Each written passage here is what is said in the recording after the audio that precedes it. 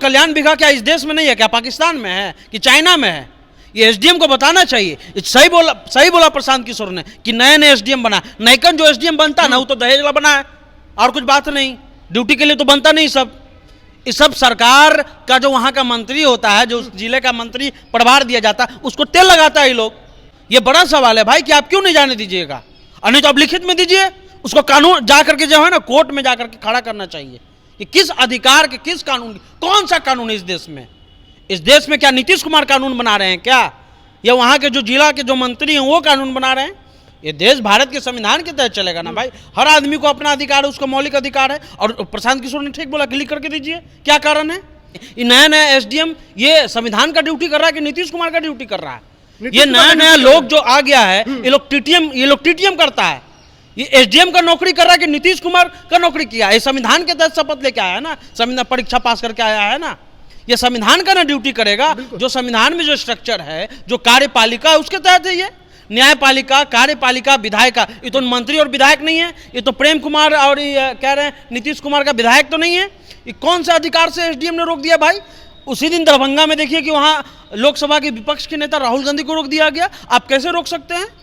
यहाँ कोई कार्यक्रम है, ठीक है, वहाँ पर उन्होंने कहा कि जो है 163 का धारा लगाया गया। यहाँ कौन सा धारा था भाई? एकदम प्रशांत किशोर को अधिकार है, कहीं भी जाकर के वो प्रदर्शन कर सकते हैं, कहीं भी जाकर के वो अपना बात रख सकते हैं। और प्रदर्शन भी करे तो परमिशन ले, लेकिन प्रदर्शन थोड़ी था, प्रदर्शन तो मिलना था एकदम। बिहार के मुख्यमंत्री नीतीश कुमार के गांव में क्या कोई नहीं जा सकता है? कोई ऐसा कानून बना दिया गया है बिहार में कि जो मुख्यमंत्री होंगे उनके गांव में कोई जा ही नहीं सकता है। वो भी तब जब उस गांव में ना तो 144 धारा लागू है, ना ही उस गांव में चुनाव हो रहे हैं, ना ही किसी तरह के सांप्रदायिक दंगे हुए हैं जिस वजह से लोगों को जाने से रोका जा रहा था।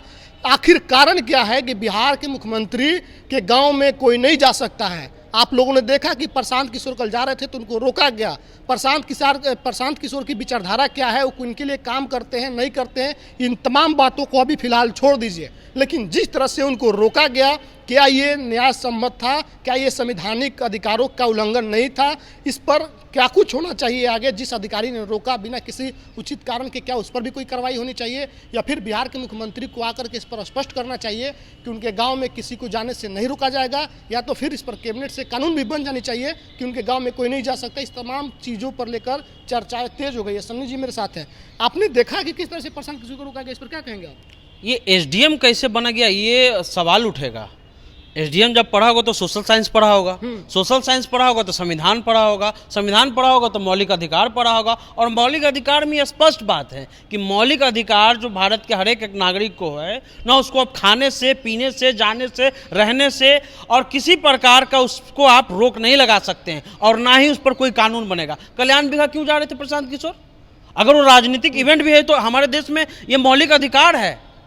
संविधान के भाग 3 में आर्टिकल 12 से 34 तक ये राइट दिए गए हैं कि आप कहीं भी जा सकते हैं, आप कोई भी संगठन बना सकते हैं, कोई भी राजनीतिक पार्टी बना सकते हैं। ये नया नया एसडीएम ये संविधान का ड्यूटी कर रहा है कि नीतीश कुमार का ड्यूटी कर रहा है? ये नया नया लोग जो आ गया है, ये लोग टीटीएम करता है। ये एसडीएम का नौकरी कर रहा है कि नीतीश कुमार का नौकरी किया है? ये संविधान के तहत शपथ लेके आया है ना, संविधान परीक्षा पास करके आया है ना। ये संविधान का ना ड्यूटी करेगा। जो संविधान में जो स्ट्रक्चर है, जो कार्यपालिका है, उसके तहत है ये। न्यायपालिका, कार्यपालिका, विधायिका, ये तो मंत्री और विधायक नहीं है। ये तो प्रेम कुमार और कह रहे हैं नीतीश कुमार का विधायक तो नहीं है। ये कौन सा अधिकार से एसडीएम ने रोक दिया भाई? उसी दिन दरभंगा में देखिए कि वहाँ लोकसभा के विपक्ष के नेता राहुल गांधी को रोक दिया गया। आप कैसे रोक सकते हैं? यहाँ कोई कार्यक्रम है, ठीक है, वहाँ पर उन्होंने कहा कि जो है 163 का धारा लगाया गया। यहाँ कौन सा धारा था भाई? एकदम प्रशांत किशोर को अधिकार है, कहीं भी जाकर के वो प्रदर्शन कर सकते हैं, कहीं भी जाकर के वो अपना बात रख सकते हैं। और प्रदर्शन भी करे तो परमिशन ले, लेकिन प्रदर्शन थोड़ी था, प्रदर्शन तो मिलना था एकदम। कल्याण विभाग क्या इस देश में नहीं है, क्या पाकिस्तान में है कि चाइना में है? ये एसडीएम को बताना चाहिए। सही बोला प्रशांत किशोर ने कि नए नए एसडीएम बना। नैकन जो एसडीएम बनता है ना, वो तो दहेज वाला बना है, और कुछ बात नहीं। ड्यूटी के लिए तो बनता नहीं सब। इस सब सरकार का जो वहाँ का मंत्री होता है, जो उस जिले का मंत्री प्रभार दिया जाता है, उसको तेल लगाता है ये लोग, चाहे पुलिस हो चाहे एसडीएम हो। ये बड़ा सवाल है भाई कि आप क्यों नहीं जाने दीजिएगा? और नहीं तो आप लिखित में दीजिए, उसको कानून जा करके जो है ना कोर्ट में जाकर के खड़ा करना चाहिए कि किस अधिकार के, किस कानून, कौन सा कानून है इस देश में। इस देश में क्या नीतीश कुमार कानून बना रहे हैं क्या, या वहाँ के जो जिला के जो मंत्री हैं वो कानून बना रहे हैं? ये देश भारत के संविधान के तहत चलेगा ना भाई। हर आदमी को अपना अधिकार है, उसका मौलिक अधिकार है। और प्रशांत किशोर ने ठीक बोला कि लिख करके दीजिए, क्या कारण है? बड़ा बड़ा रस्सा लगाया गया, बड़ा बड़ा जो है वो बैरिकेड लगाया जा रहा है। लग रहा है कि जो है कैसे किसान के लिए लगाया जा रहा था, किसान के लिए कैसे बड़का बड़का जो है करने शुरू कर गया। अरे भाई उसको अधिकार है, वो राजनीतिक पार्टी बनाया, वो किस पॉलिटिक्स को कर रहा है वो अलग बात है, विचारधारा से मतलब लेकिन संवैधानिक अधिकार का संवैधानिक अधिकार है उसको। और ये एसडीएम जो है वो किस मतलब कैसे वो पास हो गया, ये बड़ा सवाल है। वो कैसे पास हो गया? उसने संविधान पढ़ा था या नहीं पढ़ा था? सोशल साइंस पढ़ा था या नहीं पढ़ा था? सामाजिक विज्ञान में 8वां और 9वां में ही पढ़ा दिया गया है कि भारत के जो देश के नागरिक हैं उनके मौलिक अधिकार क्या हैं।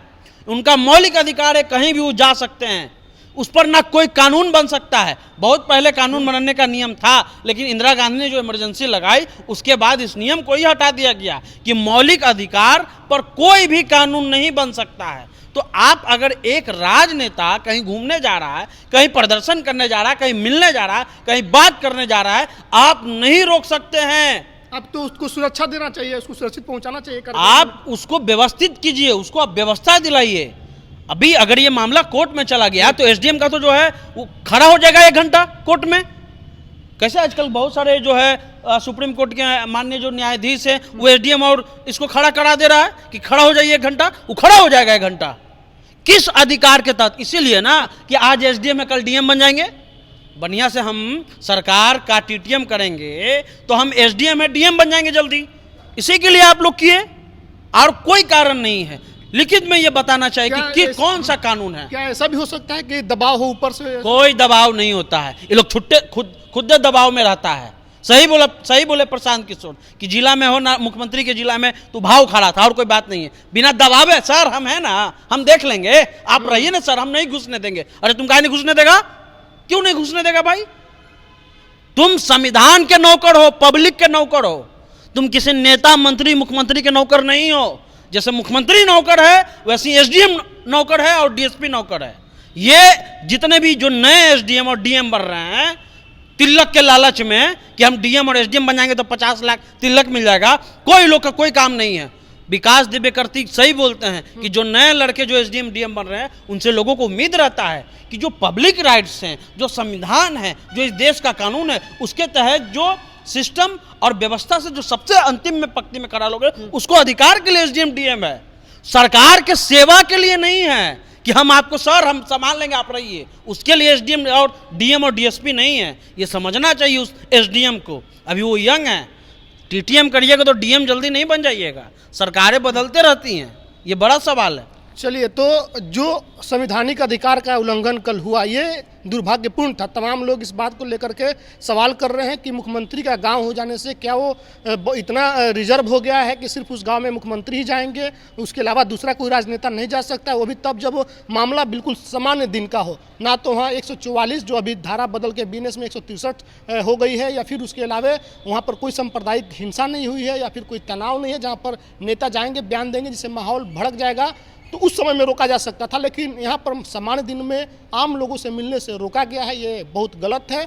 और इस पर क्या कुछ सन्नी जी ने रखा और क्या कुछ संवैधानिक अधिकार है, किस तरह से एसडीएम मनमानी कर रहे थे, तमाम चीज़ों पर उन्होंने अपनी बात रखी है। इस वीडियो पर आपको क्या कुछ कहना है कमेंट करके जरूर बताइएगा। बहुत बहुत धन्यवाद।